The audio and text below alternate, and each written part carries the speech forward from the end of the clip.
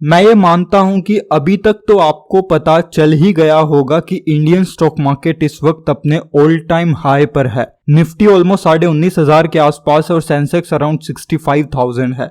इस वीडियो को बनाने का मेरा कोई प्लान नहीं था, बट मुझे इसको बनाना पड़ा क्योंकि अलार्मिंग सिचुएशन हमारे नजदीक आती जा रही है और सभी के मन में बस एक ही सवाल है, is Indian stock market going to crash? इसका आंसर भी मैं अभी आपको थोड़ी देर में दूंगा, पर इससे पहले ये जानते हैं कि मार्केट इतना तेजी से बढ़ क्यों रहा है, कैसे बढ़ रहा है। इसका सिंपल सा आंसर है FII, फॉरेन इंस्टीट्यूशनल इन्वेस्टर्स। बहुत सारा विदेशी पैसा हमारे देश के अंदर आ रहा है। बहुत सारे HNIs, हाई नेटवर्थ इंडिविजुअल्स हमारे देश के अंदर पैसा लगा रहे हैं। पिछले कुछ महीनों से, स्पेशली पिछले 6-7 महीने से फॉरेन इंस्टीट्यूशनल इन्वेस्टर्स काफी ज्यादा अट्रैक्ट हुए हैं इंडियन स्टॉक मार्केट की ओर। इसी वजह से हमारा इंडियन स्टॉक मार्केट इस वक्त ऑल टाइम हाई पर होने वाला है।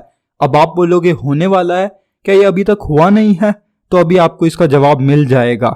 अब ये फॉरेन इंस्टीट्यूशनल इन्वेस्टर्स हमारी कंट्री की तरफ आखिर अट्रैक्ट क्यों हो रहे हैं? What are the reasons behind it? तो इसका पहला रीजन है कि हमारे देश में एक अच्छी वर्कफोर्स है जो काम करने के लिए तैयार है। It's due to our population size. चूंकि काम करने वाले लोग हैं और ये नंबर इंक्रीज होता ही जा रहा है, तो हम ये मान सकते हैं कि हमारी कंट्री का आउटपुट भी बढ़ेगा और GDP के अंदर कंट्रीब्यूशन भी बढ़ेगा। और हमारे देश में ह्यूमन कैपिटल फॉर्मेशन भी पिछले कुछ सालों में काफी हद तक एनहांस हुआ है।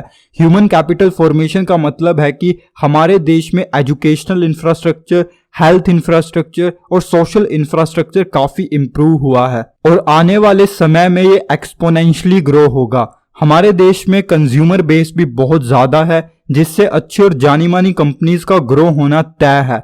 That's why foreign investors are investing in India. India के अंदर रैपिड स्टार्टअप्स की जो वेव चली हुई है with a good political stability, ये चीज भी फॉरेन इन्वेस्टर्स को हमारी तरफ अट्रैक्ट करती है। तो अब आप में से कई लोगों का एक वैलिड क्वेश्चन हो सकता है कि ये सारी ग्रोथ तो हमारी कंट्री में पिछले कई सालों से हो रही है, yet we are a developing nation, तो इंडियन स्टॉक मार्केट पिछले कुछ महीनों से ही क्यों बढ़ता जा रहा है? क्योंकि मे बी फॉरेन इन्वेस्टर्स को हमारे इंडियन स्टॉक मार्केट में कोई अपॉर्चुनिटी दिखाई दी हो। बिकॉज ये जो लोग होते हैं ना, these are opportunity driven people. इनको जिस भी कंट्री के अंदर स्टेबिलिटी दिखती है, ये अपना पैसा वहीं पर इन्वेस्ट कर देते हैं। बिकॉज जहां पर स्टेबिलिटी है वहां पर रिटर्न मिलने के चांसेस भी ज्यादा हैं। स्टेबिलिटी का बेसिक सा मतलब होता है लो रिस्क। ये तभी इन्वेस्ट करते हैं जब इनको लगता है कि लो रिस्क है। इलेक्शंस और पॉलिटिक्स का भी फर्क पड़ता है कि इन्वेस्टर्स हमारे देश में पैसा लगाएंगे या नहीं। हमारे इंडियन स्टॉक मार्केट में कंपनीज का वैल्यूएशन अभी क्या चल रहा है, ये भी मैटर करता है। आज की डेट पर निफ्टी और सेंसेक्स का पी रेशियो 20 से 25 के बीच में है, ऑलमोस्ट 22 है। इसको एक नॉर्मल पी कंसिडर करा जाता है। 20 से नीचे अगर पी है तो माना जाता है कि मार्केट अभी चीप है। बट अगर ये 25 से ऊपर चला जाए, स्पेशली 30 के आसपास चला जाए, तो हम ये मान सकते हैं कि मार्केट अब हाई पर है। ये कोई थंब रूल नहीं है जो आपको ब्लाइंडली फॉलो करना है। ये मैं बस आपको एक आइडिया दे रहा हूं कि किस तरीके से आप मार्केट के बारे में सोच सकते हो। तो इस इंडिकेटर से हमें यह पता लगता है कि मार्केट अभी ऑल टाइम हाई के नजदीक है। ये अभी हाईएस्ट है, ये हम नहीं कह सकते। अब जो दूसरा इंडिकेटर है, that is Buffett indicator. It means market cap to GDP ratio. ये हमें बोलता है कि कंट्री की जो टोटल GDP है उसको कंपेयर करो मार्केट में जितनी भी कंपनीज लिस्टेड है उनकी मार्केट कैप से। तो इसका परसेंटेज अप्रोक्सीमेटली अभी 97% है। ये बोलता है कि जब 100% से ऊपर हो जाए, यानी कंपनीज का मार्केट कैप GDP से ज्यादा हो जाए, तो कह सकते हैं कि मार्केट ओवर वैल्यूड है। सो इसके अकॉर्डिंग अभी तक मार्केट ओवर वैल्यूड नहीं हुआ है। हाँ, हम ये कह सकते हैं कि ये बिल्कुल क्रॉसिंग लाइन के नजदीक है। थर्ड इंडिकेटर ये है कि म्यूचुअल फंड एजेंसीज को ऑब्जर्व करो, एनालाइज करो। अगर ये लोग अभी फ्रेश इन्वेस्टमेंट लेने से मना कर रहे हैं तो जरूर ये भी स्टॉक मार्केट को अवॉइड कर रहे हैं। ये जरूर एक अलार्मिंग सिचुएशन का साइन है, क्योंकि इनका काम ही है आपके पैसे को लेना और इन्वेस्ट करना। नाउ हमने जितने भी इंडिकेटर देखे, इन सबको देखकर हम क्या कंक्लूजन ड्रॉ कर सकते हैं? हम ये कह सकते हैं कि मार्केट अभी स्लाइटली हाई है, ऑल टाइम हाई नहीं है। Now what should be your decision? आपको क्या करना चाहिए? अपने शेयर्स को होल्ड करना चाहिए, या अगर आपको प्रॉफिट हो रहा है तो उसको बुक करके बाहर निकल जाना चाहिए? तो मैं आपको यही सजेशन दूंगा कि अगर आपने लॉन्ग टर्म के लिए इन्वेस्ट किया हुआ है, कि अगले 5 या 10 साल तक आपको पैसों की जरूरत नहीं है, तो आपको बेचने के डिसीजन से बचना चाहिए, क्योंकि over the period of time आपको जितना रिटर्न मिलना होगा उतना मिलेगा। ऑन दी अदर हैंड, अगर आप बोलते हो कि अगले 1 या 2 साल के अंदर आपको पैसों की जरूरत पड़ सकती है या आपके पास कोई इमरजेंसी फंड भी नहीं है, तो आप बेचने की सोच सकते हो। अब आपका सवाल हो सकता है कि मार्केट और कितना ऊपर जा सकता है, तो इसका कोई जवाब नहीं है।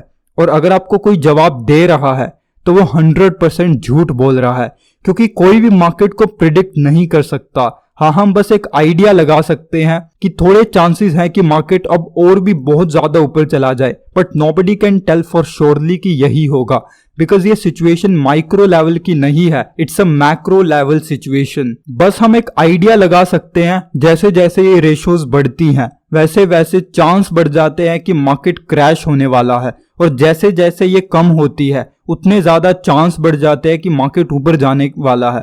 बट अगर आप एक लॉन्ग टर्म इन्वेस्टर हो तो इस चीज से कुछ फर्क नहीं पड़ता कि मार्केट में क्या चल रहा है, because you are able to generate good returns over the period of time.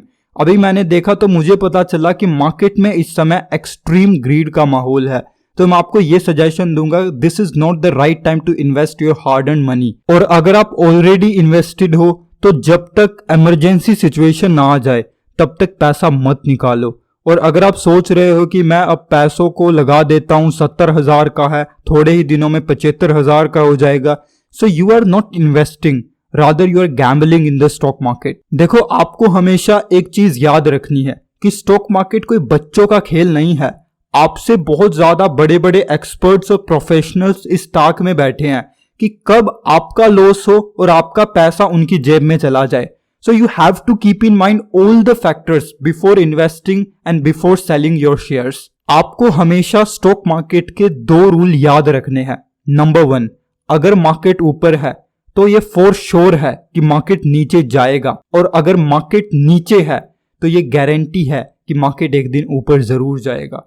ये जो 2 रूल है ना, ये आपको गांठ बांध लेने हैं, because these 2 rules will help you tremendously to understand the basic phenomena of stock market. आपने ऐसे बहुत सारे लोग देखे होंगे जो ग्रीड और फियर के बीच में खेलते हैं और अक्सर वो पिस जाते हैं।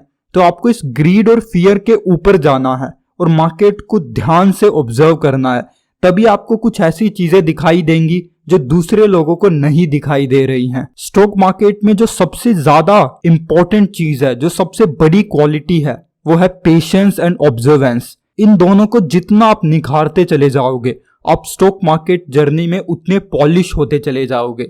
आई होप कि इस वीडियो ने आपको कुछ ना कुछ वैल्यूएबल जरूर सिखाया होगा। अगर आपका हमारे लिए कोई भी वैल्यूएबल फीडबैक है जिससे हम अपने आप को और भी ज्यादा इंप्रूव कर सके, तो हमें जरूर बताइएगा। Stay tuned only on right investing for the upcoming videos.